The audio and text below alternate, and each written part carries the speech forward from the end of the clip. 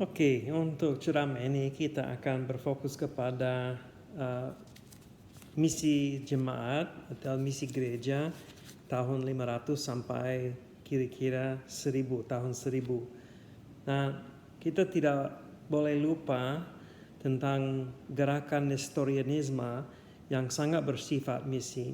Walaupun Nestorianisme itu dikatakan ajaran sesat pada waktu konsili Chalcedon atau konsili Efesus, karena mereka menganggap Yesus sebagai jadi Maria tidak melahirkan Allah dan Yesus adalah vessel yang diisi dengan kealahan. Jadi itu beda dari ajaran yang pas yang ada di dalam firman Tuhan. Nah, itu menarik karena pada waktu Muhammad muncul dan mulai meluaskan ajaran Islam, dia menolak kekristenan bersifat Nestorianisme. Tetapi walaupun begitu, Nestorianisme sangat bersifat misi. Banyak gereja dirintis di Timur Tengah, di Arabia, di Persia, sampai ke Indonesia dan sampai ke Tiongkok. Jadi ada cukup banyak gereja yang masih hidup sampai tahun 1000, sampai gerakan Mongol pada waktu orang Mongol datang dan menguasai semuanya daerah itu, dan itu menjadi daerah Islam kebanyakan daerah itu. Jadi ini kita tidak akan berfokus kepada itu, tetapi kita tidak boleh lupa sejarah itu yang sering dilupakan oleh orang yang biasanya orang Barat yang tidak kira itu penting. Tetapi itu penting, gerakan yang mempengaruhi banyak daerah. Nah, pada waktu ini gereja Roma menjadi sangat penting, dan kekaisaran Romawi menjadi kurang kuat karena ada Visigoth dan orang Goth yang datang dari utara, dari Eropa, yang datang untuk melawan Roma, yang mengambil kota Roma sebenarnya. Jadi ini periode yang kacau di dalam secara politik di Roma. Tetapi gereja Roma menjadi lebih penting. Nah, ada sejarah yang panjang yang ada di dalam diktat dan bisa dibaca sendiri beberapa buku sejarah gereja. Tetapi gereja Roma ada beberapa paus di dalam Roma, kota Roma. Sebenarnya belum paus, mereka uskup agung yang ada di Roma yang menganggap kedudukan keuskupan Roma paling penting atau paling tinggi dalam otoritas. Jadi pada waktu itu ada Konstantinopel, ada Alexandria, ada Antioquia, ada Yerusalem, dan ada Roma. Ada 5 kota yang kuat, yang penting, menjadi tempat keuskupan yang penting. Nah, ada uskup di dalam Roma, Leo, yang mulai mengatakan bahwa sebenarnya Roma yang paling berotoritas karena Petrus adalah uskup yang pertama di Roma. Nah, ini salah, tetapi itu dikatakan pada waktu itu. Jadi oleh karena Yesus mengatakan atau menyatakan Petrus kepala gereja, nah itu salah juga. Tapi batu, ya itu orang Protestan mengatakan bahwa Matius pasal 16 maksud Yesus adalah batu itu adalah ajaran bahwa Yesus adalah Kristus dan anak Allah. Tetapi orang Katolik mengatakan bahwa batu itu adalah Petrus. Petrus menjadi batu dasar untuk gereja.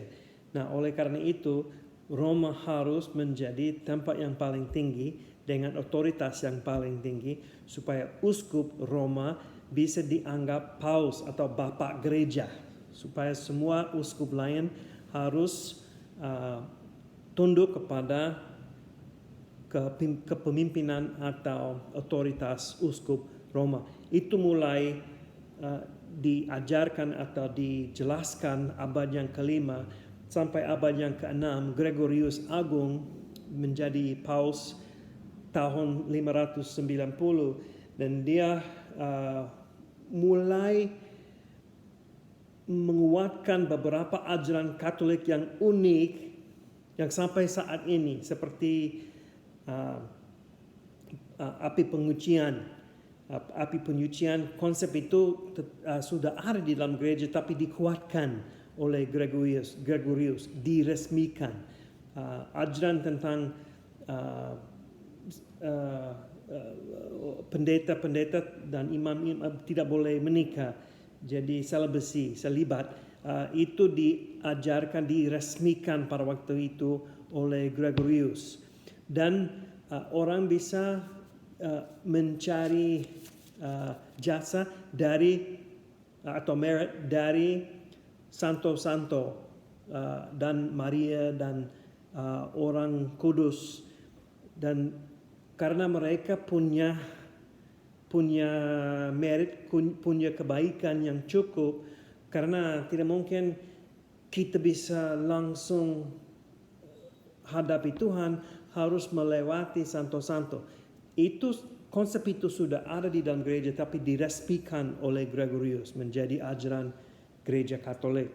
Nah, itu Gregorius dia paus yang dia menganggap misi penting. Jadi dia mengutus beberapa orang misi seperti Agustinus ke Inggris. Kita akan membahas Agustinus ke Inggris. Ini Agustinus yang beda dari Agustinus di Afrika. Tapi dia mengutus beberapa orang misi karena dia kira dia mau meluaskan pengaruh gereja Katolik, bisa dikatakan begitu. Ada gerakan yang lain yang muncul pada waktu itu agama Islam. Abad yang ke-7 dan 8 sampai tahun 715 Islam sudah diluaskan di Persia, di Palestina, Syria, Afrika Utara, dan sampai ke Spanyol. Jadi daerah yang besar, peta itu dalam diktat saya kira daerah besar yang sudah dikuasai oleh agama Islam, dan jadi ini menjadi ancaman untuk kesehatan gereja atau misi dalam gereja. Nah, jadi karena Islam ada dan gereja tidak bisa bermisi di daerah itu karena Islam ada, mereka mulai menginjili daerah di Eropa Tengah dan Eropa Utara sampai paling utara. Nah, seperti yang saya katakan, Agustinus diutus oleh Gregorius Agung, paus di Roma. Agustinus diutus ke Inggris dan dia langsung ke Berta. Dia ratu yang Kristen, tapi suaminya raja di Inggris belum Kristen. Jadi Agustinus menginjili raja sampai dia bertobat, dan strateginya menarik karena itu bisa dikatakan strategi akomodasi, karena dia merusakkan patung-patung tetapi membiarkan candi-candi, dan candi-candi yang agama kafir dipakai sebagai tempat ibadah. Walaupun patung-patung dirusakkan, candi-candi dibiarkan untuk tetap berdiri dan mereka dipakai untuk ibadah, tempat ibadah. Nah, juga ada Columba dari Irlandia. Dia orang biara yang jadi dia pergi ke Skotlandia. Dia orang pertama untuk pergi ke Skotlandia untuk menginjili daerah itu yang dianggap seperti orang liar, orang yang kurang budaya, kurang civilized. Jadi Columba pergi ke situ. Ada pertindangan antara Tuhan dan dewa-dewi Raja Skotlandia, dan Tuhan menang. Jadi ini seperti perang rohani yang terjadi, dan Colomba pergi ke situ. Nah, ada satu cerita yang saya dengar pada waktu saya di Skotlandia. Saya sama dengan Ibu Laura pergi ke Pulau Iona, tempat yang mana Iona menginjili, Colomba menginjili orang Skotlandia yang pertama. Dan kami mendengar satu cerita yang agak menarik yang menjelaskan sifat orang Celtic, orang Irlandia dalam misi, karena mereka sangat radikal, sangat bersemangat untuk menginjili orang lain. Jadi ada teman Colomba namanya Maleg, dan Colomba mereka berlomba ke menginjili satu pulau baru yang belum diinjili. Skotlandia ada banyak pulau sama seperti Indonesia. Jadi ada beberapa orang di pulau ini yang belum terjangkau. Jadi Maleg dalam perahu dia dan Colomba dalam perahu dia, mereka berlomba. Karena orang yang pertama bisa kasih namanya dalam pulau itu. Jadi Colomba sedikit lebih kuat dari Maleg, dan dia hampir ke tempatnya, ke pulau itu. Maleg menggigit melepaskan jarinya dan melempar jarinya ke di atas pasir di situ, dan sampai sekarang pulau itu namanya Maleg karena jarinya lebih dahulu dari Colomba. Ini salah satu contoh konsep radikal, walaupun itu fiksi, itu legenda, tetapi ini menjadi satu contoh semangat mereka terhadap misi. Nah, dan misi Celtic itu menarik karena mereka keluar dari Irlandia, masuk benua Eropa yang mana ada Belanda, ada Prancis, dan mereka mulai menginjili daerah itu. Nah, metode mereka agak unik karena mereka mulai dengan 12 orang seperti 12 rasul, dan memuridkan 12 orang itu. Mereka tinggal bersama-sama di situ, dimuridkan, dan pendeta boleh menikah, dan mereka pakai bahasa lokal pada waktu itu. Ini abad yang ke-6 dan 7. Mereka pakai bahasa lokal, dan abad yang ke-8. Dan setelah ada komunitas yang cukup kuat, mereka mengutus orang baru ke daerah baru. Jadi itu diluaskan dalam pemuridan. Jadi menurut saya sifat Celtic mungkin bisa dianggap sedikit radikal, sedikit aneh kadang-kadang, tetapi mereka lebih bersifat Alkitabiah karena mereka memuridkan dan mereka pergi dan pakai bahasa lokal dan kebudayaan lokal dan lain sebagainya. Nah, itu misi Celtic Colomba Agustinus. Juga ada misionaris Bonifatius atau Winifred yang pergi ke Jerman, dan dia melawan dan menantang budaya yang ada di Jerman. Ini agama kafir kepada Thor dan Odin, bukan Marvel's Avengers, tetapi ini dewa Thor. Dan ada pohon yang dimiliki Thor. Ini pohon dianggap sangat kuat, sangat berkuasa, sangat mistik, dan Bonifatius langsung potong pohon itu, dan pohon itu dari legenda, dari ceritanya jatuh dalam bentuk salib, dan dia tidak mati. Jadi banyak orang lokal kira, waduh, Allah yang dibawa oleh Bonifatius sangat lebih kuat daripada dewa-dewi kami. Jadi mereka bertobat. Dan Bonifatius langsung dia lihat sukses atau lihat respons yang positif terhadap itu. Langsung dia mulai menantang banyak budaya yang ada di situ untuk menggantikan budaya yang dia bawa. Jadi itu beda, itu bukan akomodasi, tetapi membawa kebudayaannya dan menggantikannya kepada di dalam daerah itu.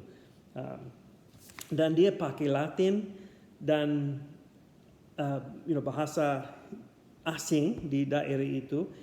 Dan sebenarnya dia juga melarang orang Celtic untuk menikah. Jadi misionaris yang buat komunitas 12 orang yang mereka boleh menikah, dia bilang dari gereja Roma ada peraturan tidak boleh menikah dan harus pakai bahasa Latin. Nah, jadi ini sangat beda, kita akan diskusi itu sementara ini. Nah, yang terus ada kekuasaan Charles Agung. Charles Agung adalah kaisar kekaisaran Romawi Kudus atau Holy Roman Empire. Dia kaisar di Prancis dan dia sangat berkuasa. Dia pergi sampai ke Eropa Utara dan saya kira ada foto atau gambar di dalam diktat yang mana orang Prancis naik kuda dan mereka seperti memaksa orang Saxon untuk bertobat, untuk dibaptis. Jadi mereka memaksa agama Kristen di daerah itu. Nah, apa yang terjadi pada waktu mungkin mereka menempatkan seorang uskup di situ, dan kalau uskup itu dibunuh dan mereka kembali ke agama kafir, ada uskup baru dan dengan tentara yang masuk daerah itu, kekristenan masuk lagi. Setelah itu mereka keluar, mereka membunuh uskup itu. Ada siklus sampai akhirnya kaisar bisa menguasai daerah itu, memaksa mereka untuk menjadi pengikut Kristen. Nah, pengikut Kristen. Jadi apakah ini misi atau tidak? Ini sangat peluasan gereja sangat berkaitan dengan kekuasaan bangsa. Jadi seperti kolonialisme, bangsa pergi dengan kuasanya dan mereka membawa uskup untuk menjadi misionaris di situ, tetapi uskup misionaris ditempatkan dengan kuasa bangsanya. Jadi ini menjadi biasa abad yang ke-8 dan 9 dan 10. Ini dianggap dalam sejarah Eropa, ini dianggap Dark Ages, ya, zaman gelap, karena pendidikan orang yang kurang tinggi, tidak terlalu banyak orang bisa membaca, kesastraan tidak terlalu tinggi di situ, tetapi gereja tetap bertumbuh karena ada beberapa orang misionaris yang sangat serius tentang Injil. Nah, dari pandangan saat ini atau masa kini, mungkin kita bisa mengkritik gerakan ini, tetapi ya bisa, tetapi kita harus ingat mereka ada orang yang ada di dalam saat itu, di dalam zaman itu, dan mereka belum tahu tentang budaya ini, budaya itu. Tetapi mereka punya strategi. Nah, diskusi ini untuk kita diskusi bersama-sama sebelum makan siang. Yang pertama, saya minta Bapak Ibu untuk berdiskusi metode siapa lebih cocok atau lebih baik, akomodasi dengan Augustinus. Nah, ingat Augustinus dia merusakkan patung-patung tetapi pakai candi-candi untuk menjadi tempat ibadah. Jadi metode siapa lebih cocok, akomodasi atau dengan Augustinus atau Bonifatius yang merusakkan kebudayaan dan menggantikan budaya. Oke? Ini yang pertama. Jadi membandingkan metodenya dan mungkin bisa memikirkan tentang misi Celtic juga. Soal yang kedua, apa yang paling penting? Kesatuan mengenai kebudayaan atau dalam kebudayaan. Contoh, semua bisa bahasa Latin, semua bisa ikut peraturan satu gereja, dan semua seperti seragam. Ya. Jadi kesatuan atau seragam mengenai budaya atau menyesuaikan diri dalam konteks lokal atau kedua-duanya. Ya. Jadi tolong memikirkan tentang itu dan kita akan berdiskusi hal itu dalam kelompok WA. Dan yang ketiga, itu positif atau negatif jika seorang misionaris dikirim oleh bangsa yang kuat, yang berkuasa. Oke? Itu positif, apa yang positif, apa yang negatif jika seorang misionaris dikirim, diutus di bawah bendera bangsa yang kuat. Seperti contoh, misionaris yang diutus di bawah bendera Charles Agung di Prancis abad yang ke-8. Mereka diutus ke tempat yang daerah utara Eropa. Oke, Eropa Utara. Jadi ini soal yang ketiga, ambil waktu untuk berdiskusi atau memikirkan tentang itu, dan dalam kelompok WA kita akan berdiskusi. Dan kalau ada pertanyaan atau mau informasi lagi, tolong tanya saja dan saya bisa menjawab. Saya coba menjawab. Oke? Tuhan memberkati.